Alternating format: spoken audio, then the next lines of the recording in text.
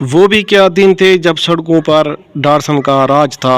آج کی جدید گاڑیوں، لگژری بسوں اور آرام دہ سفری سہولیات کو دیکھ کر شاید نئی نسل کو یقین نہ آئے کہ کبھی ڈاٹسن ہی شہی سواری سمجھی جاتی تھی۔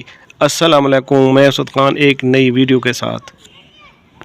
یہ وہ زمانہ تھا جب ڈاٹسن کا فرنٹ سیٹ بزنس کلاس سے کم نہیں سمجھا جاتا تھا۔ اس پر بیٹھنا کسی اعزاز سے کم نہیں تھا، لیکن یہ اعزاز ہر کسی کو نصیب نہیں ہوتا تھا، بلکہ ڈرائیور یا کنڈکٹر کی خاص منظور نظر افراد ہی اس مقام کے حقدار ہوتے تھے۔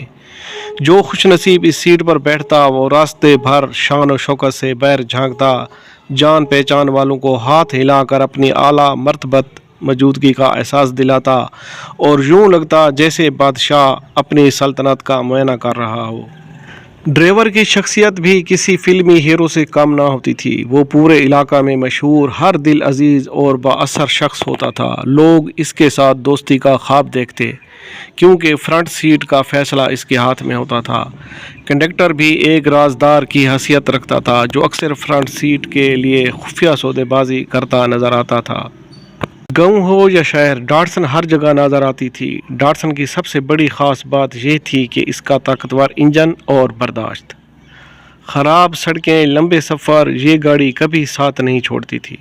اس لیے ڈرائیور کہتے تھے ڈاٹسن ہے تو فکر نہیں۔ لیکن پھر وقت بدلا، نئی گاڑیاں آئیں، جدید ٹیکنالوجی آئی اور آہستہ آہستہ ڈاٹسن سڑکوں سے غائب ہونے لگی اور ایک وقت کی یہ بادشاہ گاڑی یادوں کا حصہ بن گئی۔ آج بھی ہمارے علاقے میں ڈاٹسن نظر آتی ہے، مگر وہ پہلے والی شان نہیں، کیونکہ کچھ لوگ اسے شوق سے رکھتے ہیں، کچھ لوگوں کے لیے یہ صرف پرانی یاد ہے، مگر حقیقت یہ ہے کہ ڈاٹسن نے پاکستان کی سڑکوں پر راج کیا ہے۔ آپ نے کبھی ڈاٹسن کا سفر کیا ہے تو کامنٹس میں ضرور بتائیں۔ وسلام، اللہ آپ کا حامی و ناصر ہو۔ لائک کریں اور ایک خوبصورت سا کمنٹ ضرور کریں، اور اگر چینل پر نئے ہیں تو چینل کو سبسکرائب کریں۔ شکریہ، مہربانی۔